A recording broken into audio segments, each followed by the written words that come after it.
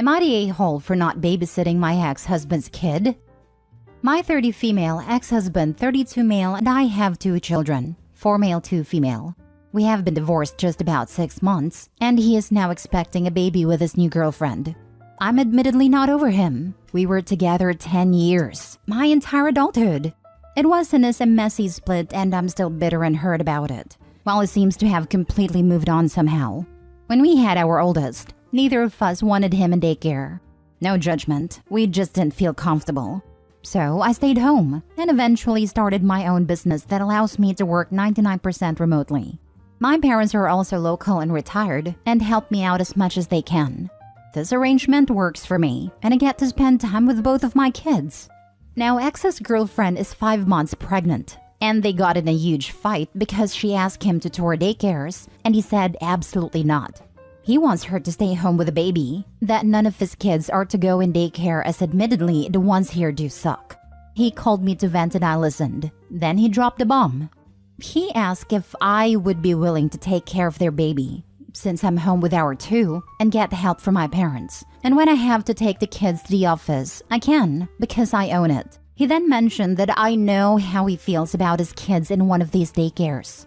And I sort of lost it on him. It was a year and a half of walled up anger and hurt, and I said some nasty things that I've since apologized for. Fast forward to 3 days later, new girlfriend pulled me to the side when I dropped off my kids to their house and asked why I was so ugly about it, and why I thought my kids were better than hers, and why her baby doesn't deserve the same things mine got. I never said that, but apologized if anything I said came off like that. Told her I'm happy for them, which I'm not, but pleasantries, but was certainly not going to babysit their kid. She's a nurse, so I get she can't work from home and doesn't want to give up her career, but they should have thought about that. I left before it blew up again, but ex called me about 2 hours later and asked me to come get the kids because he and new girlfriend were fighting and he didn't want them around for it.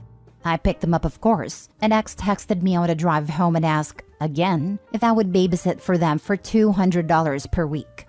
I said no, and he called me bitter and said I'm being an a-hole because I'm hurt. I don't see it this way at all. I reiterated that the request is absurd, and I would not be talking about it anymore.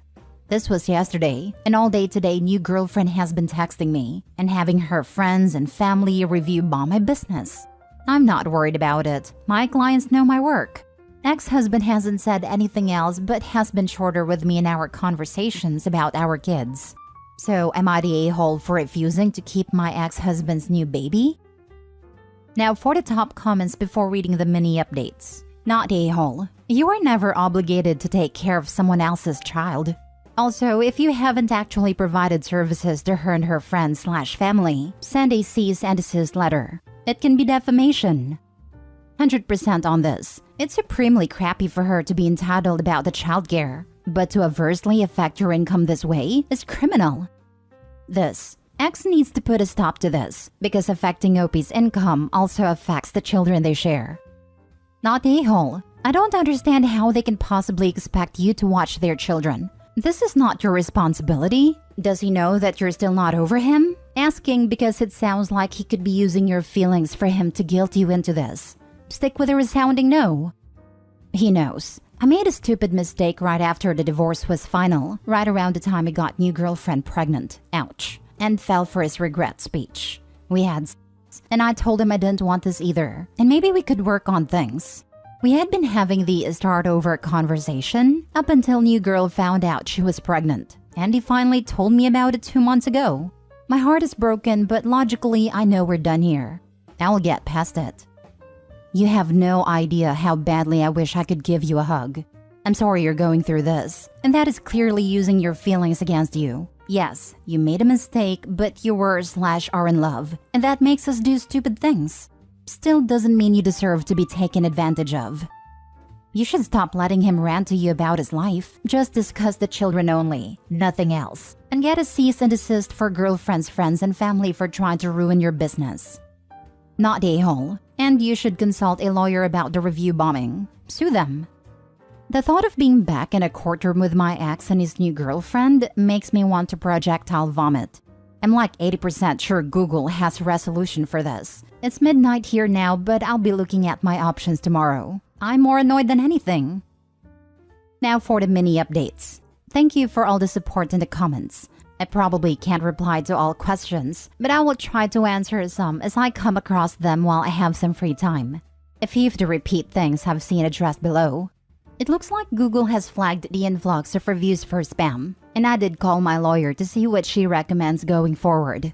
Yes, my ex was cheating with his girlfriend for some time before we divorced. I don't know how long exactly, and I don't think I want to know. I'm also a licensed professional, so going against her nursing license is a surefire way to make this worse. Lawyer will advise on how to proceed. Second and probably final update for now. Google is removing the reviews. Wackadoodle and her idiot family all have the same last name, so it was pretty easy to see the reviews weren't genuine. The ones from her friends with different names were removed too, because again, it was poorly executed at best. X has apologized for her behavior, and apparently he is taking some time away and she thought he was with me. I have no idea where he went after he left my house Tuesday night when the kids went to bed. He certainly is not staying here. We have only spoken to confirm pickup from swim lessons today. My parents had already planned to have the kids this weekend, as X has a graduation to go to and I'm going to the beach with friends. So I don't have to worry about where they're going since X is effectively homeless right now. Next story. Am I the a-hole for not allowing my ex to attend our child's birthday party? I, 34 female, and my ex-husband, 36 male, divorced 2 years ago due to irreconcilable differences. We share custody of our 7-year-old daughter Lily and have managed to maintain a relatively civil co-parenting relationship. However, things recently took a turn for the worse. Last week, Lily turned 8 and I decided to throw her a birthday party at our home. I planned the event meticulously, inviting Lily's friends, our family members, and a few close neighbors. I wanted it to be a special day for her. However, when I sent out the invitation to my ex-husband, I specifically mentioned that he would not be able to bring his girlfriend. Now, my reasoning behind this decision is that my ex-husband has been dating someone new for the past 6 months, and Lily hasn't had much interaction with her. I didn't think it was appropriate to have a stranger present at her birthday party, especially since my ex-husband and I agreed to introduce new partners to Lily gradually. My ex-husband, upon receiving the invitation, immediately called me furious and demanding an explanation. He accused me of trying to exclude him from Lily's life and claimed that he had every right to be there for a special day. He argued that his girlfriend had already met Lily on a few occasions and saw no issue with her attending the party. Naturally, this turned into a heated argument with both of us standing our ground. I firmly stated that I didn't think it was fair to Lily to have a stranger present, regardless of a few brief meetings. My ex-husband insisted that he had just as much right to be there as I did, and accused me of being spiteful and controlling. The argument escalated, and we ended up involving our respective families, who took sides and added fuel to the fire. Some of my family members supported my decision, claiming that Lily's birthday should be about her and her closest loved ones.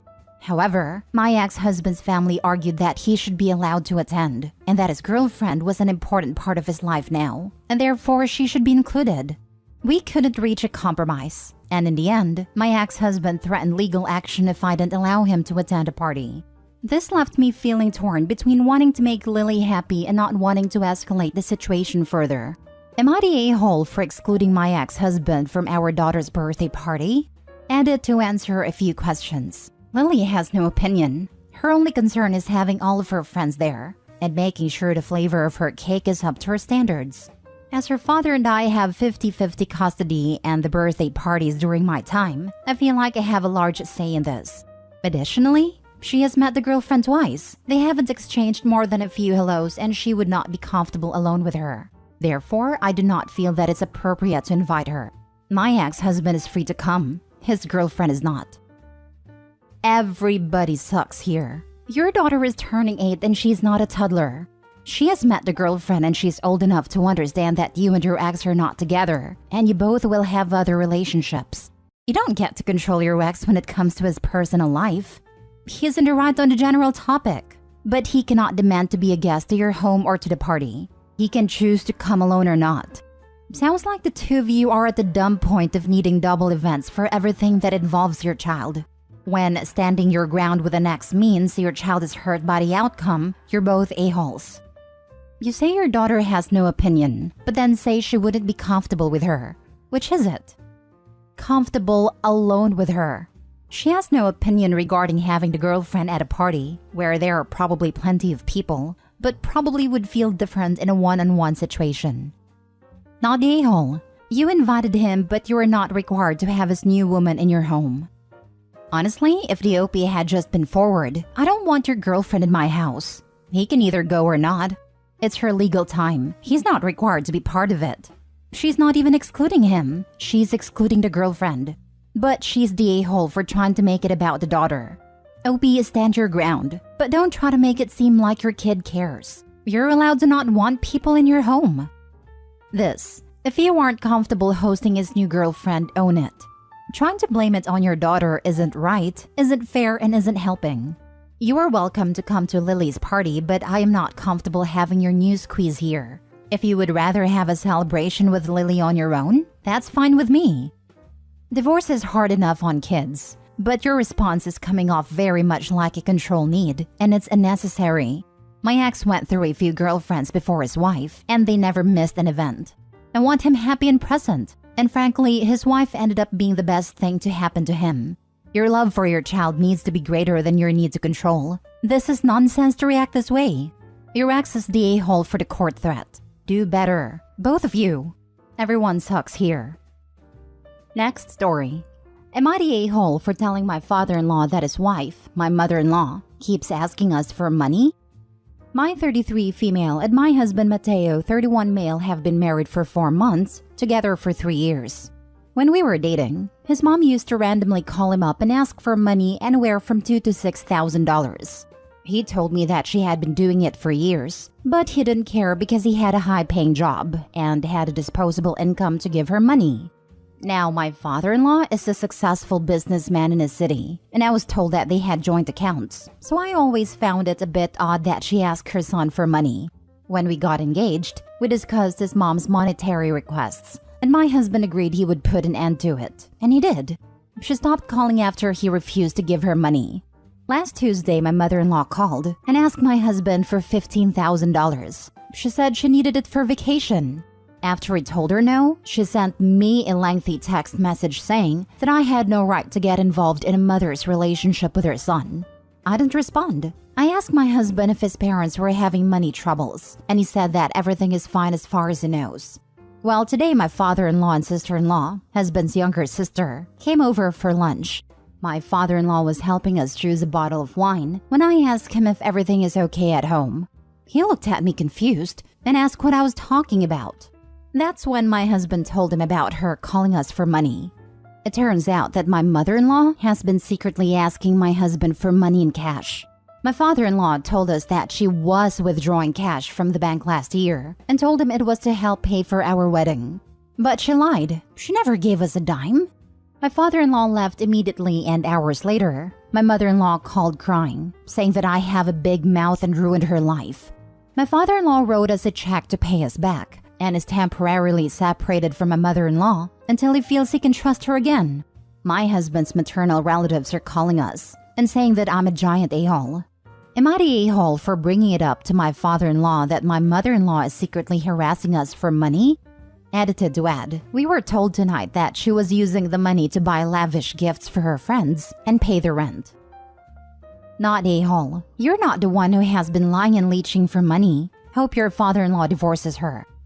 Not to mention that mother-in-law is blaming OP for telling father-in-law about the money she was asking for, when it was actually her own son who did it. OP just asked about money problems. Mother-in-law also blamed OP when her son said no to giving her any money. Some mother-in-laws can't get it through their heads that their sons are the ones telling them no without any influence from the daughter-in-law. It's telling that the maternal relatives are now complaining. Chances are she was sending money to them. Not the a-hole. The other replies got this one covered. Mother-in-law is using her husband and son to liquidate funds to give a lavish lifestyle to her buddies? Your edit makes it even more obvious. You busted a gold digger scammer out of concern and love for your husband and his father. Oh no! You're the catalyst for someone to stop doing something they shouldn't. They faced consequences for their actions and now they're big angry. It's natural to feel guilty for upsetting someone and for big life changes to happen to others. But sometimes it's necessary to upset someone and change circumstances. I can be naive sometimes, but even I snorted and went, "Yeah, right," when I read the edit. That's a massive pile of cow poo.